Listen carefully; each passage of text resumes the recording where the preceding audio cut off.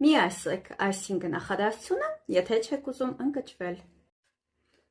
Ես չունեմ ժամանակ։ Դրա փոխարեն ասեք, դա ինձ համար առաջնահերթություն չի ներկայացնում։ Եվ վերջի վերջո հիշեք, որ դուք ինքներդ եք տնօրինում ձեր ժամանակը։ Երկրորդը արդեն ուշ է։ Միշտ հիշեք, որ սովորելու համար երբեք ուշ չի լինում։ Երրորդը, եթե միայն։ Դա փոխարինեք հաջորդ անգամ ես հաստատ կանեմ եւ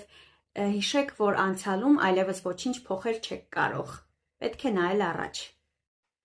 Չորրորդը, ես դա չեմ կարող անել, փոխարինեք ես կսովորեմ դա անել եւ վերջի վերջո հիշեք, որ բոլոր նպատակասլաց մարդիկ հասնում են իրենց նպատակներին։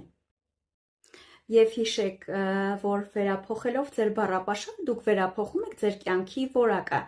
այնպես որ վերանայեք ձեր բառերը եւ բառերի նշանակությունները։